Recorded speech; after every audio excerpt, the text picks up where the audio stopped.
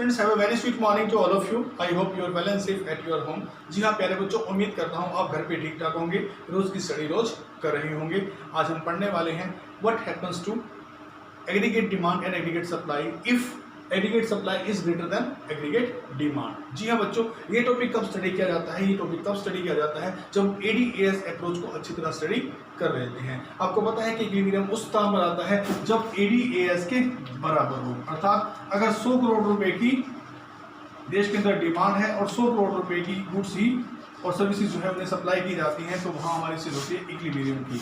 हमारा question equilibrium से हटकर है। हमारा क्वेश्चन है अगर एग्रीगेट सप्लाई एग्रीगेट डिमांड से ग्रेटर हो जाए उस अवस्था में क्या होगा। बच्चों समझने वाली बात है, आपको मैंने कहा ना कि एएस ग्रेटर हो जाए एडी से, अर्थात हमारे देश में सप्लाई तो हो 110 करोड़ रुपए के प्रोडक्ट की और हमारे देश में डिमांड हो 100 करोड़ की। अब जब देश के सारे रेजिडेंट डिमांड करते हैं 100 करोड़ रुपए की गुड्स की और हमारे देश में सप्लाई होती है 110 करोड़ रुपए की गुड्स की, तो जाहिर है कि 10 करोड़ रुपए का अनसोल्ड स्टॉक बच जाएगा हमारे देश के पास। जी हाँ बच्चों, कहना ये चाहता हूं कि एक देश की जो डिमांड है उसी के अकॉर्डिंग सप्लाई होती है, तो वहाँ इक्विलिब्रियम होता है। अगर 100 की डिमांड है 100 ही सप्लाई है तो इक्विलिब्रियम है। लेकिन अगर आपकी सप्लाई 110 की है और डिमांड आपके यहाँ 100 की है, तो 10 गुड्स ऐसी होंगी, 10 करोड़ रुपए की गुड्स ऐसी होंगी जो अनसोल्ड स्टॉक के रूप में आपके पास रह जाएंगी। बच्चों डिटेल में स्टडी करते हैं। क्या कहना चाहता हूँ, supply of the goods in the economy tends to be increase their demand. अब आपके पास सप्लाई है 110 की, एग्रीगेट डिमांड कितनी है 100 की। अब डिमांड करना आपके हाथ में नहीं है। यहाँ पे ये शो होता है कि इकोनॉमी में डिमांड के बढ़ने के चांसेस की प्रवृत्ति पाई जाएगी कि डिमांड को बढ़ना चाहिए, परंतु तो डिमांड आपके हाथ में नहीं, डिमांड है कस्टमर के हाथ में। और डिमांड हो रही है 100 करोड़ की गुड्स की, सप्लाई आ रही है 110 करोड़ की गुड्स की। अब डिमांड को बढ़ने की प्रवृत्ति तो है, चाहे तो लोगों के पास पैसा है तो डिमांड बढ़ा सकते हैं, परंतु डिमांड प्रोड्यूसर नहीं बढ़ाता, डिमांड बढ़ाता है कस्टमर। और कस्टमर डिमांड को नहीं बढ़ाना चाहता, तो इसका मतलब है एक प्रोड्यूसर का जो 110 करोड़ रुपए का स्टॉक यहाँ पैदा हुआ है उसमें से डिमांड हो जाएगी 100 करोड़ की और 10 करोड़ रुपए का अनसोल्ड स्टॉक प्रोड्यूसर के पास रह जाएगा। वही कहना चाहता हूँ एज ए रिजल्ट, अगर आपकी वैसे तो उम्मीद है कि मतलब ये गुंजाइश है कि 10 करोड़ की डिमांड को बढ़ाया जा सकता है, परंतु एज ए रिजल्ट मैं आपको बता रहा हूँ कि अगर ये डिमांड वही 100 की 100 रहती है तो some goods would remain unsold. कुछ ऐसी गुड्स होंगी जो बिना बिके रह जाएंगी और इसी गुड्स के जो बिना बिके रह गई हैं कि वो अनसोल्ड स्टॉक है जिसके जो प्रोड्यूसर के गोडाउन्स में उसकी फैक्ट्रियों में बना हुआ रह जाएगा। अगले साल वो क्या करेगा? अगले साल वो पहले इस अनसोल्ड पहले अनुमान लगाएगा कि देश के अंदर डिमांड कितनी है। मान लो अगले साल डिमांड हो, फिर हमारे पास 100 करोड़ रुपए की 10 करोड़ रुपए की गुड्स ऑलरेडी बनी हुई है उसके पास, तो अगले साल वो प्रोडक्शन 110 का नहीं करेगा, अगले साल वो प्रोडक्शन 90 का करेगा, अर्थात प्रोडक्शन को कम करके किसी डिमांड के बराबर, क्योंकि वो अनसोल्ड स्टॉक नहीं चाहता। कोई भी प्रोड्यूसर ये नहीं चाहता उसके पास अनसोल्ड स्टॉक बच जाए साल के एंड में। वो चाहता है जितना बनाए उतना स्टॉक जो है डिमांड के अकॉर्डिंग वो निकल जाए, वो अच्छा है। क्योंकि to clear the unsold stock, अब इस अनसोल्ड स्टॉक को 10 करोड़ के अनसोल्ड स्टॉक को क्लियर करने के लिए producer would plan to cut the production in the next year. जी हाँ, एग्रीगेट सप्लाई में नेक्स्ट ईयर में प्रोडक्शन कम कर देगा। कैसे?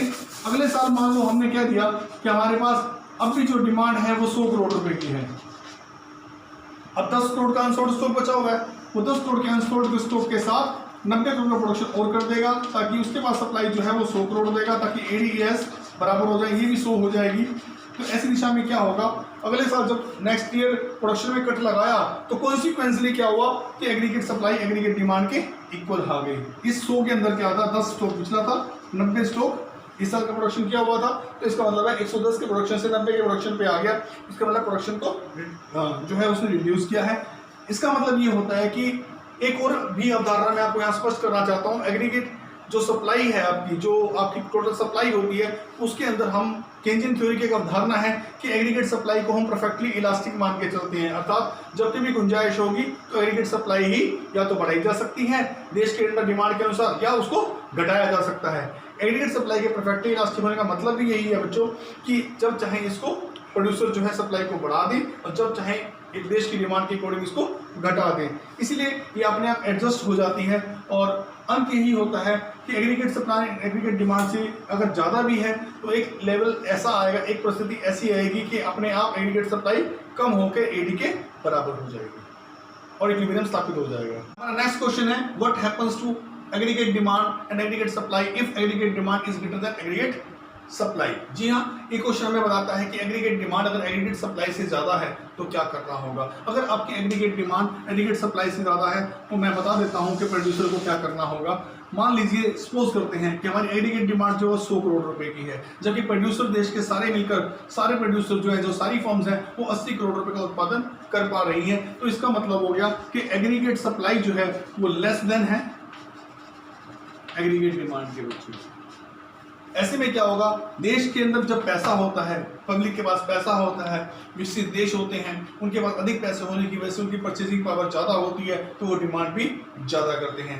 ऐसी अवस्था में जो है जितना भी सप्लाई आई है, ये सारी सप्लाई जो है वो इस डिमांड को पूरा कर देती है। उसके बाद भी कुछ ऐसी डिमांड है जो अनफुलफिल्ड हुई है, और उस डिमांड को प्रोडक्शन पूरा करने के लिए हमें नेक्स्ट ईयर जो है प्रोड्यूसर ज़्यादा से ज़्यादा प्रोडक्शन करेगा।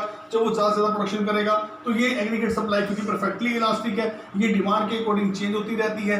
डिमांड अगर घट जाती है तो सप्लाई जो है उसमें कट लग जाता है, प्रोडक्शन रिड्यूस हो जाता है, प्रोडक्शन प्रोड्यूसर जो है वो कम कर देते हैं। लेकिन अगर यहाँ पर जो केस है हमारे सामने वो है कि डिमांड बहुत ज़्यादा है, तो एग्रीगेट सप्लाई क्योंकि परफेक्टली इलास्टिक है, डिमांड ज़्यादा है, तो उसके अकॉर्डिंग जो है सप्लाई को इंक्रीज किया जा सकता है। तो यहाँ अगले साल प्रोड्यूसर अधिक गुड्स को प्रोडक्शन करेगा और अपने प्रोडक्शन को वो कितना कर लेगा, 100 करोड़ रुपया कर लेगा।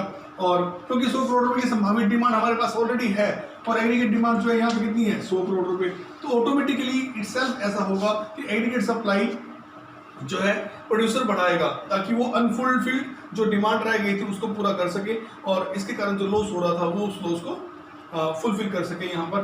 तो बच्चा ऑटोमेटिकली क्या होता है, अगर ऐसी स्थिति आती है कि एग्रीगेट डिमांड एग्रीगेट सप्लाई के अकॉर्डिंग है, तो लास्ट में ये ऑटोमेटिकली इक्विलिब्रियम पर पहुंच जाती है।